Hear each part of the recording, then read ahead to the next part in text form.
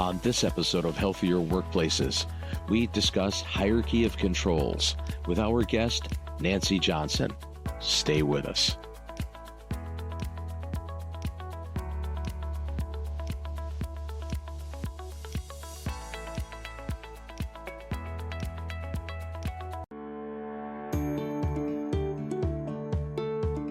When I was a student, somebody helped me. I think it's my responsibility now that I found some success in this profession to help others. In my opinion, you can't see yourself as successful if you're not helping other people. We as industrial hygienists, EHS professionals, need to give back to secure that students are well prepared and supported in their educational endeavors. Look at it as paying it forward. Somebody helped me get to where I am, so I'm helping others to achieve their dreams. We all have to make sacrifices in life, but this is a gift that we can take pride in giving back through the foundation. Opening doors. It's that basic. It's easy for us to open doors and usher future EHS professionals along the path that we traveled when we were students. Sit back and think about the start of your industrial hygiene journey. How many people helped you get to where you are now? How expensive was school back then and how much more expensive it is now?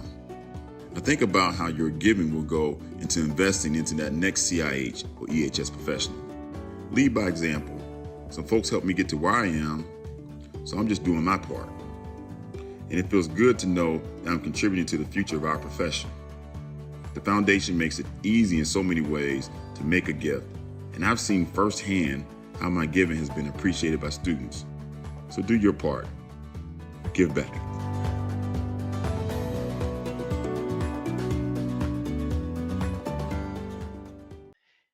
If you'd like to donate to the AIHF Foundation, just scan this QR code and help support the profession today.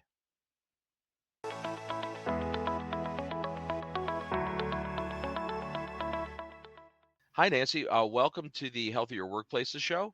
Thanks for joining us on this real important topic, hierarchy of controls, HOC. So we'll be discussing the development of the new white paper that you're involved with.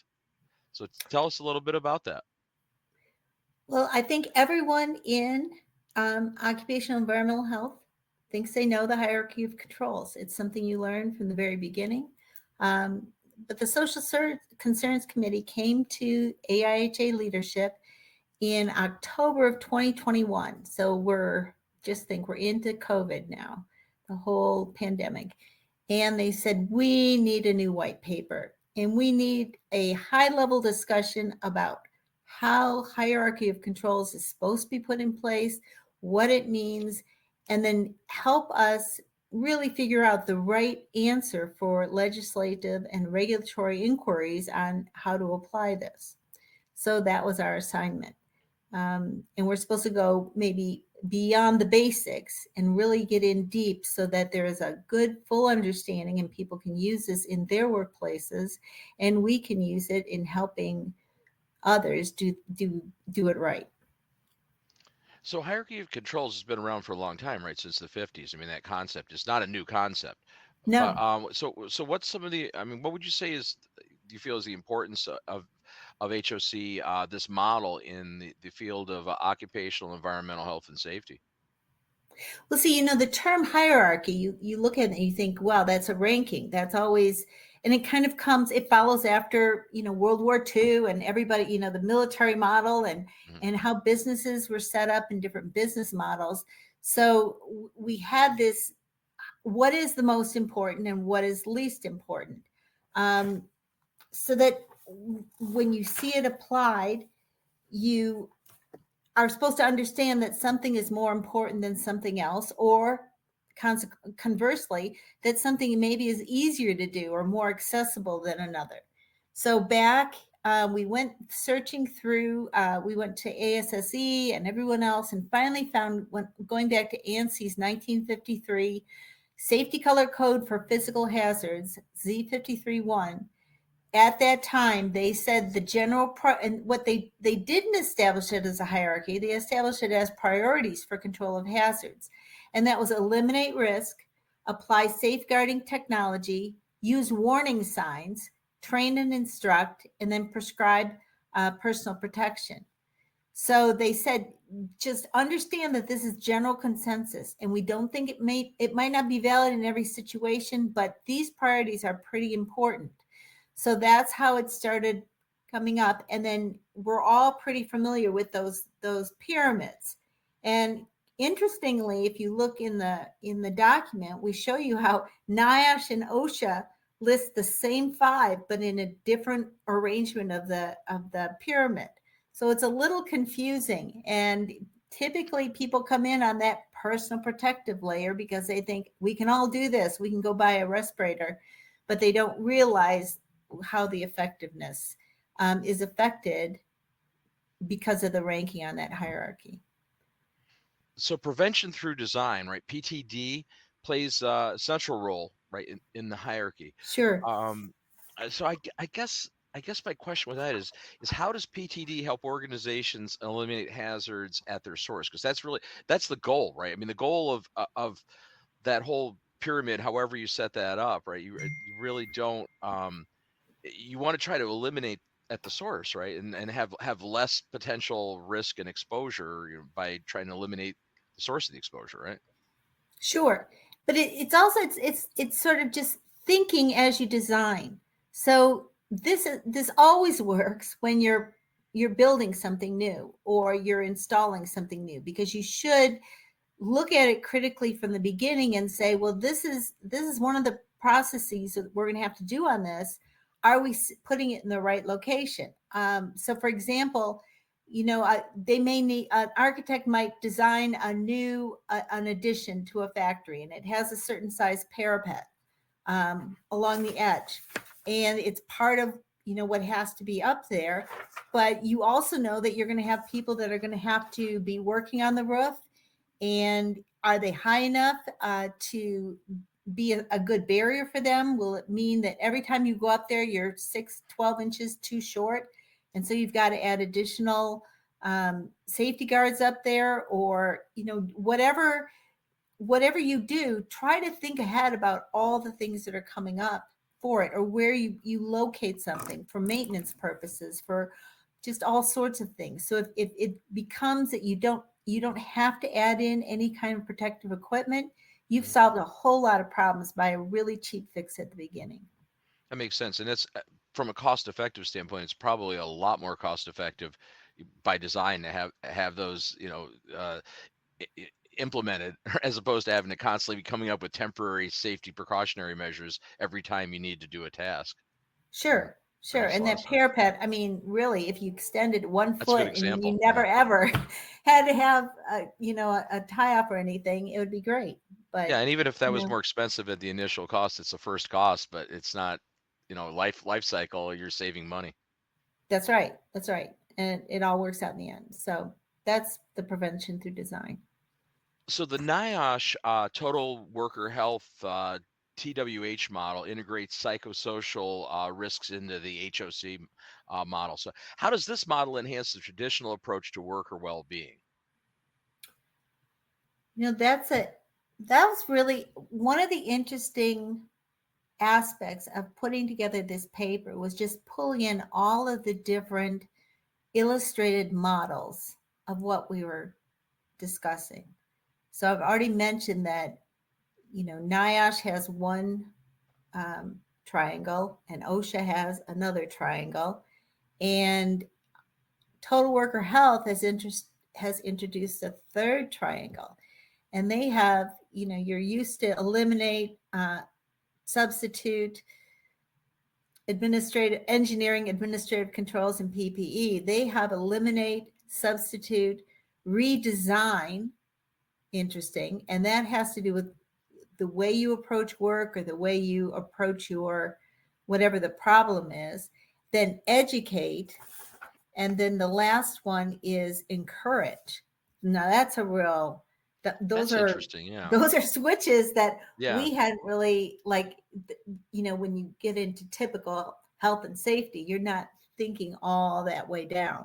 And maybe so educate, but the encourage is that's a new wrinkle. Yeah. Which also has a lot to do with like incentives, and how are you going to make this easier for someone to do it this way than to do what they've always done. And so that's very interesting. It's a way to look at the whole worker and to think about, beyond the physical dimensions, emotional, outside problems, things with health insurance, things that really can affect how people do their work, and how effective, how, whether they can do their work at 100%. And so this type of understanding that as part of the hierarchy is really important, because there is so much to the whole worker, because you have disabilities, you have older workers, you have people that have psychosocial issues going on that are affecting the way that they're able to execute their job. And so to bring that in as well is another component of the hierarchy of controls. So if we look at, if you even go back to COVID and masking and how it affected children in their learning, which is like, that's outside of the whole traditional health and safety. We rarely think of children, but the idea that the mask changed communication. There's just so much to consider when you're looking at the application of a certain level of the control. And that's why, maybe pushing ventilation in a classroom would be a superior way to address it than stressing so much to put children and also, you just think there's a whole lot of factors to that. They're not going to wear them properly anyway. That's right. The thing is, you're assuming that they're going to wear, a mask, or they're not going to wear an N95. They're not going to be fit tested. They're not. And there's nothing made for them, right? So by the time you get through all this, it's hard. So if you could walk into a situation and appropriately look at, we say total worker health, but it's total person health. It's whomever we're trying to protect their health and safety, and even teachers in situations like that. It does become frustrating when they can't, express emotion with smiles or communicate. There's a lot to consider when you're trying to design the best and most appropriate and cost-effective, but implementable control for a given risk. But it was maddening to me, because I would get in arguments with people. They go, that's garbage. The masks don't work. I go, right, masks don't protect you. Yes, that's why a surgeon wears a mask, not to protect himself. The surgeon wears a mask so he doesn't put aerosolized droplets into the surgical area. It's like, but it's frustrating because it's so simple. But think about it. The cognizant authorities did not come out forever on this. Talk about CDC dropping the ball on something on that. They did not. They should have. They would have gotten less pushback had they just defined the difference between a respirator and a mask right out of the blocks. Well, even then, and then looking at box fans and how you could actually make instead of getting so caught up in making masks. And I still remember Surgeon General talking about a t-shirt, and I was just like, oh my gosh. But, just being able to maybe find a way to ventilate a classroom, to pull, change the dynamic of the air and make it better, open windows, do something that's going to make it more effective across the board, rather than getting down into the personal protective equipment that is so hard. It really has so dependent on the user, as opposed to changing the dynamic of the situation. And that's as you come up the hierarchy, so-called, you're getting into things that are less adjusted by the user. It just is. You've got better ventilation, so you have less of a problem. Yeah, it makes sense. Honestly, not to say that you should take all the control away from the user, but the more things that you can automate, and or automate is maybe not the right word, but you know what I'm saying, is have a system in place that it's not user skill or operational dependence of making it work, or desire or want to. We've all seen workers that circumvent. They have their earbuds are inside of their muffs, or just different. You've seen the whole cut for a Well, cigarette. workers that drill holes Yeah. in gas respirators so they can smoke, Yeah. vape in a job site. It's like, are you kidding me? Yeah. So, I mean, we're Yeah. that well. And so if that doesn't become an option for them, the air is just fine. And we just don't have to worry about it, because that's always there's a human tendency there to buck whatever it is you just ask them to do. It's true. And on the side too, the other thing that I think one of the knee-jerk reactions, or maybe not the knee-jerk reactions, but one of the unintended ill consequences of the whole ventilation protocol in classrooms in schools, is that in lieu of ventilation, because it really wasn't ventilation, it was source control using HEPA filtration, but that's not doing anything for gas control. It's not doing anything for carbon dioxide levels. And unfortunately, I think some people, again, because people don't, the general public they don't pick up on stuff. And it's like, no, your portable air purifier, the HEPA filter, is not going to do anything about ventilation control and turning over gaseous contaminants. And that's not, you can't use a HEPA as a substitute for ventilation. You need both. That's But right. if you're just trying to do aerosolized particles, the HEPA model is a great model. But you've got to have that whole thought and really understand your population and what you want to achieve and what you can achieve. And how do you explain it though? And more importantly, like for the OEHS professional, how do you distill that down to more of a lay terminology or lay understanding, right? To get, because we understand this stuff, but it's the general public doesn't. No, you're correct. What was it? But it does. I mean, I'm going to talk off. It's okay. So it's. But if we can lead, then we can start. The more we push it up the hierarchy, up into engineering, substitution, or prevention through design, the more you turn it, that it becomes something that people get more familiar with, looking for solutions that don't require so much effort to accomplish, right? Yeah, If it it's makes easier, total sense. Yeah. it's better. So, you can look at, I don't know, you look at sometimes these hazard reports, or, after there's been an accident or something, and injury prevention goes in and looks at it and then makes recommendations. A lot of it's working with the situation as it is, rather than imagining a better way to do it in the first place. Yeah. Right. So rethinking, stepping back and breaking the wheel or breaking the mold and saying, okay, well, just because we've always done it this way, like, could we don't do it need better? to add in one more step ladder here. Maybe we need to find a way to have a pit or something, so we don't have to climb all the way up to do it, that we could just have it come out the bottom of this mixer, instead of us having to climb up to if there's a different way to add things in. But you really have to be creative and try to get around the blocks of what we've always done. So how do administrative controls and personal protective equipment, the PPE, fit into the overall hierarchy of controls framework? When is the use of PPE appropriate? I already know the answer, but I'm going to pose it to you for the audience. In an emergency, PPE is usually what you can do to take care of a situation. There's also situations like firefighting, for example, where there is no elimination substitution, really, very much in engineering controls. If you have to enter, you have to have PPE. And so you want to make sure you have the correct stuff. But you have to understand that the hazard itself is not eliminated or changed, that if you have improper PPE, it could be inadequate or it could fail, which is awful. It's not 100% effective in managing the risk, and that PPE it's going to be uncomfortable. It could put additional physical stress on the individual.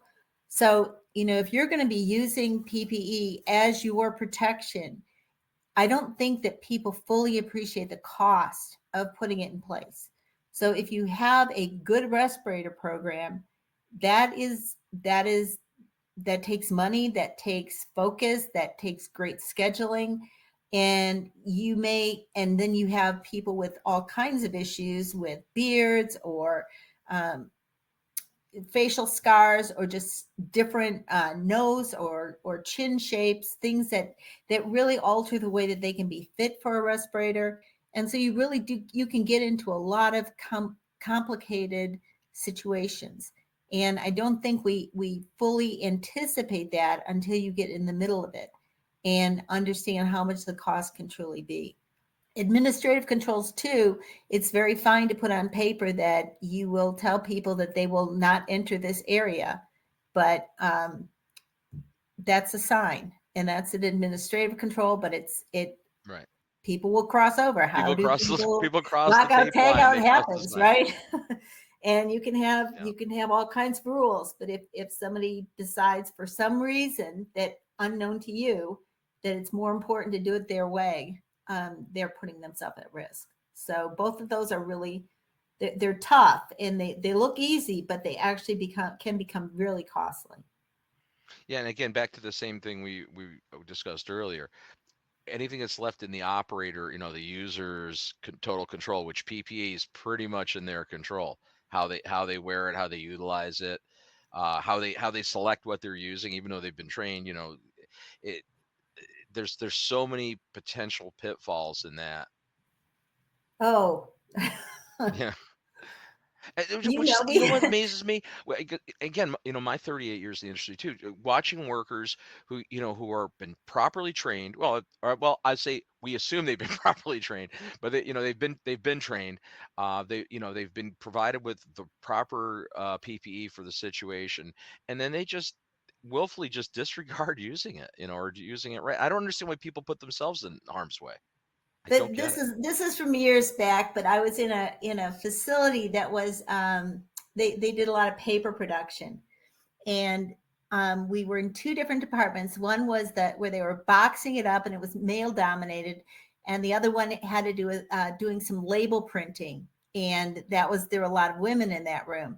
And I'm looking at the respirators, and I'm thinking, you've got the magenta in the labels and the blacks in the boxes. What is up here? Have to talk to a number of people, and finally they said, well, only girls wear pink. So that was how. I I Respirator And 101. that was what they do. They'd go That and was really request the it by color. logic. That was the men get the organic cartridges and the women get the HEPA cartridges. Great, Yeah, fabulous. yeah. Oh So you man. see, it was, yeah, very interesting. But I mean, But that's the kind of thing that if you don't check it and you have this available and you don't look at the whole picture. So hierarchy controls, it can be expensive. You can waste a lot of money too doing that. So it's unfortunate though, because that's like on a corporate level, at the C level, I think they got their safety in place. sure they do. Yeah. Which is And then or something they're like that paying, they're happens. spending money on safety, and you think, ugh. It's And like, and yeah. and the people, the workers think they're doing the right thing too, right? It smells a little Unless funny, but it's okay. that comes back to that, that whole thing with the NIOSH one is the one that has the educate and then encourage, The which total worker health, yeah. total worker health. Sorry, the total worker health. And that, yeah, because that's really important too, because until you educate, you believe you've educated, but until you actually observe in practice what's going on, you don't really know if they're educated. And if you haven't motivated people, you encourage them to, and you have to, and that's a continuing process, is it not? That's not a Sure. one-off. You don't just No. educate. Now I'm going to encourage you. Go ahead and do it, and then you let them go. But no, and encouraging, just saying, yeah, please do it better. I mean, it's like you've got to make it. I always go back to when you want to move cattle, you have to build chutes. You have to make it so they don't have an option. You want to encourage them to keep going in a straight line, and so building those supports around people is part of encouragement, making it easy for them to do the right thing and harder to mess up. Guardrails. Yes. Makes sense. So what are some of the business case tools discussed in this white paper?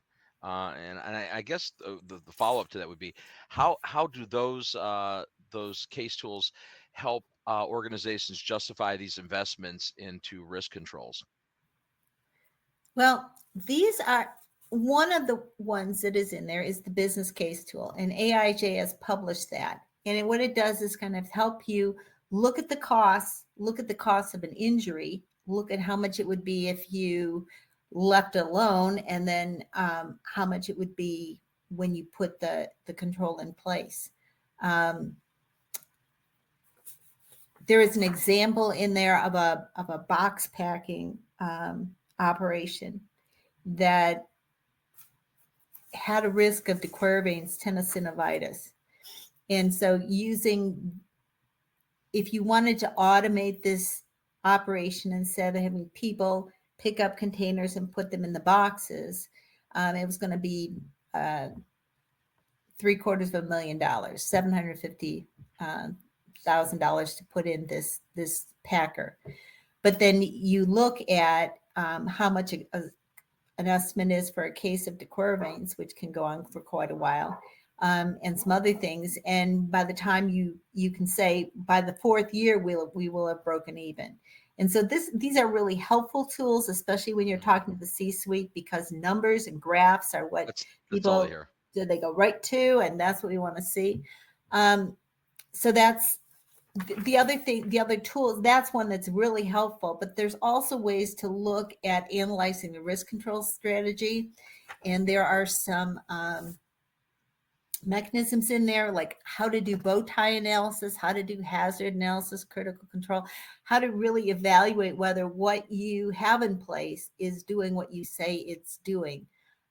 There's other kinds of risk matrices that help you kind of lay out what would happen with this incident, with the outcome, the severity of the outcome, the likelihood of occurrence, all these sort of tools that are described I think they're explained pretty well. And so it gives a practicing industrial hygienist, maybe not even a new hygienist, but someone who's been in a while but needs kind of some helps as far as making business cases for better decision making on hierarchy controls. Because typically in a business, you're breaking a mold. You're saying we shouldn't do it like this. I know we've done this like this forever. We should try to put this in place. Here's why. This is what will happen. And the more graphs, the more visual models or estimates of cost and ways to demonstrate where your break even are, that's going to make your presentation more compelling. You know, and as an OEHS professional, the salesmanship isn't typically part of the mindset, right? Because I mean, there's some salesmanship involved with this. When you're dealing with C-suite people, you know, just coming in and just saying, well, this is the right thing to do is maybe not compelling enough. No, it's not. I mean, to be fair, you know, it's not. I've had that happen, you know, as a consultant with clients where they're like, they don't care, or they don't appear to care. You know, you give them a scenario and they're like. But I think using the business tool is that's a pretty awesome device. That's very helpful. But I think being even able to make the case that what you're looking at is probably the best choice for this situation, and all those tools are in this document as well. So while I think even new graduates think they know what the hierarchy of controls are, it's on your exam, it's everywhere. Sure.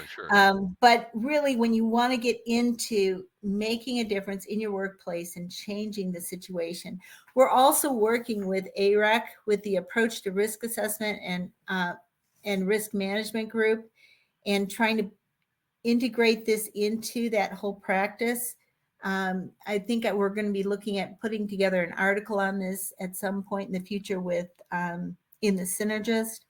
But that it's really the hierarchy controls. This white paper should help you, should open your mind as to how to approach a problem in your workplace, or even just looking at processes that have been in place for some time to see, can it be done better? Can we do it differently? Can we look at a more reasonable substitution for a hazardous material?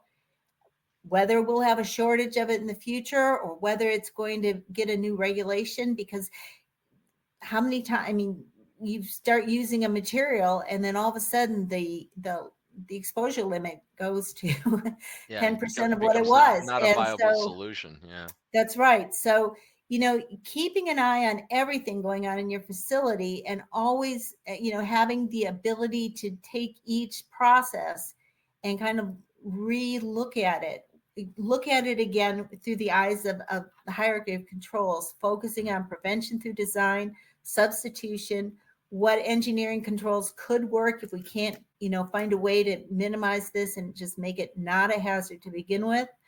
And then understanding that if you're going to devolve to administrative or personal protective equipment, that those are really going to be very risky. And I think that's the high education to bring to the attention of the C-suite, because if they're not thinking of all the ramifications of making a rule or putting a sign up or throwing someone into a respirator, they haven't quite, they don't know the true cost of what programs like that can cost. So, and from what you're saying, I take that this is really one of the important steps for organizations to do, to go out, implement, but then reassess and to actually find out the effectiveness. Always trying to make it better. If the hazard becomes smaller and smaller, less and less of a risk, you've just freed up so much attention, resources in general, financial, yes, and just attention. Yeah. That's right. I mean, and if it's not an issue, then you have more money for the organization to make a profit, and that helps everyone in a business. It sounds like to me, when we were doing this, when we first looked at it, there was almost the idea: should we come up with a new model or a new visual of what the hierarchy of control is? Because these pyramids and this idea that something is better, that maybe elimination is the goal, but it's sort of like nirvana. Like you'll never get there. You'll never eliminate the hazard. So how low down on here can I get to? And even that, the visual where the most, OSHA's with having PPE as the broad base at the bottom. I mean, it kind of tricks your brain into thinking, well, I could do that. Right. I might not be able to do this other stuff, but I can do that. And that was not where we were going. There's enough models out there. What people need is I think that this is going to be a very successful document. You might think it's dry. You might think you know everything about hierarchy of controls. It's always been a quiz question in your classes, or it comes up on the on the CIH exam or somewhere. But what do you really know about each aspect of it, and how can you sort of develop your ability to look at your work site and find new alternatives that reduce risk, reduce the amount of attention and effort that it has to go into managing that risk? And how can you make a presentation on that helps you win some champions that will come along with you and say, no, this is a worthy investment and it will change the way we do work and make us a more sustainable organization that isn't so dependent on things that we have to bring into the workplace to manage it. So if you think about how hard it was to get respirators, even back during COVID, if that was your big plan, you were really stuck. You were in trouble. Yeah. So, thinking of ways to manage the hazard will do wonders for the bottom line in a corporation. Dr. Nancy Johnson, Hierarchy of Controls, the white paper. This was a great topic. And honestly, this is kind of, really getting at the crux of occupational environmental health and safety. It really is. I mean, it's what it's all based on. Very So good. It this was is great topic today. Thanks so very much for joining us, and hopefully we'll see you again on the show. very good. Thank you so much. So that's our show for this week. Until next time, I'm Bob Krell. Stay healthy.